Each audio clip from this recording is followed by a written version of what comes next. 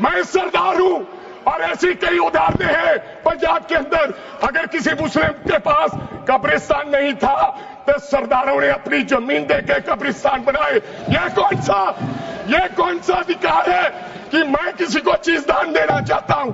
और इसको कौन बताएगा? रिजू साहब ये बताएंगे कि ये प्रैक्टिसिंग मुस्लिम है या नहीं है? ये सरासर अन्याय है। कल को श्रोमणी गुरुद्वारा प्रबंधक कमेटी 1925 का सिखों का जो एक्ट है आप उसमें भी संशोधन करेंगे। आपको लगता है पहले मुस्लिम मारेंगे, फिर सिख मारेंगे, फिर क्रिश्चियन मारेंगे?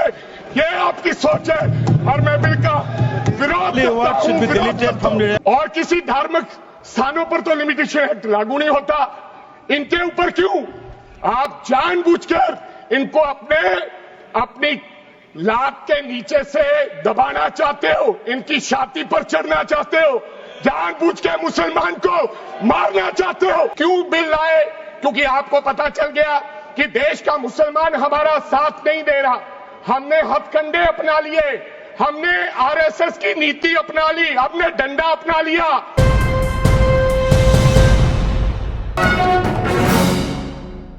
भाई धन्यवाद सर, आपने मेरे को बोलने का अवसर दिया।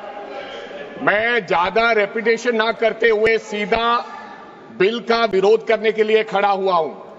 मैंने आज देश के गृह मंत्री का अच्छे तरीके से भाषण सुना और उन्होंने बार बार एक ही बार को 2-3 बातों को ज्यादा जोर दिया। एक तो उन्होंने कहा कि विरोधी दल भ्रम फैला रहे हैं, मुसलमानों के बीच डर फैला रहे हैं। ये हमने फैलाया हुआ डर नहीं है। जब देश के मुसलमान को लगा कि देश में बीजेपी में 240 संसदों में एक भी मुसलमान सांसद नहीं है, हमारे लिए जगह नहीं है, तो वो डरने लगा। जब आपने कब्रिस्तान की बात की, आपने शमशान घाट की बात की, तो वो डरने लगा। जब गोधरा हुआ, जब मुजफ्फरनगर हुआ, जब दिल्ली हुआ, जब हरियाणा मेवात में दंगे हुए, तो देश का मुसलमान डरने लगा। और फिर क्या कहा गृह मंत्री साहब ने? आज गृह मंत्री साहब ने कहा कि 2013 का बिल अगर नहीं आता, यूपीए नहीं लेकर आती, तो आज इस बिल की जरूरत नहीं थी। क्यों बिल लाए? क्योंकि आपको पता चल गया कि देश का मुसलमान हमारा साथ नहीं दे रहा। हमने हथकंडे अपना लिए, हमने आरएसएस की नीति अपना ली, हमने डंडा अपना लिया, दंगे हो गए, लेकिन मुसलमान हमारे साथ आने के लिए तैयार नहीं है। फिर आपको पता चला, आपने एक और आंकड़ा दिया, आपने कहा 1913 से 2013 तक केवल 18 लाख मुसलमानों का जमीन था और 2013 से अब तक 21 लाख और हो गया, यानी कि 39 लाख टोटल जमीन हो गया। तो आपको किसी ने समझाया मुसलमान को अगर आपके बस में करना है, ये आरएसएस की नीति नहीं अपनाएगा जितनी देर आप इनकी सांस प्रणाली बंद नहीं करोगे, अगर वक्फ बोर्ड नहीं छीनोगे, अगर जमीनें नहीं छीनोगे, तब तक मुसलमान आपके सामने झुकने वाला नहीं है। जैसा आपने पंजाब में करने की कोशिश की, किसान झुका नहीं, पंजाब के लोग नहीं झुके, सिख नहीं झुके, तो आपने एमएसपी का झगड़ा आज तक डाला हुआ है कि किसान की सांस प्रणाली बंद कर दो तो पंजाब अपने आप झुक जाएगा। आर्थिक जब झुक जाएगा तो हमारी ईन मान लेगा और हमारे साथ आ जाएगा। आदरणीय सर, आपने बार बार कहा, आज गृह मंत्री साहब ने कहा गवर्नमेंट प्रॉपर्टी पर किसी का अधिकार नहीं है, पंचायत की जमीन कोई दान नहीं दे सकता है।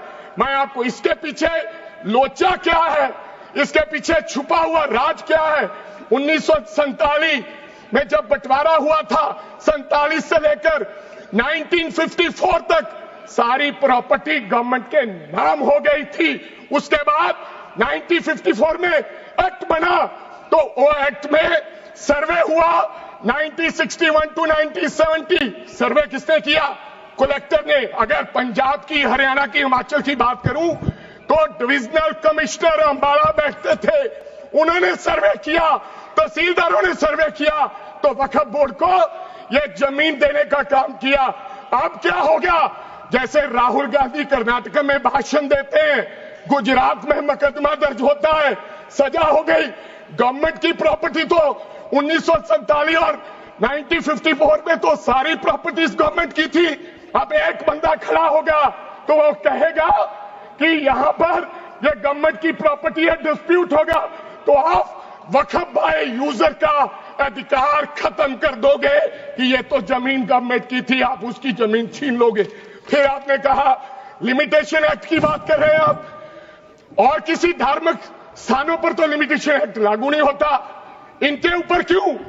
आप जानबूझकर इनको अपनी लात के नीचे से दबाना चाहते हो, इनकी छाती पर चढ़ना चाहते हो, जानबूझ के मुसलमान को मारना चाहते हो, जानबूझ के इस देश में मिनॉरिटीज को खत्म करना चाहते हो। इसको एक्सपांस कर देना, जानबूझ के मारना चाहते हैं मुसलमान को, फिर और लोगों पे होगा।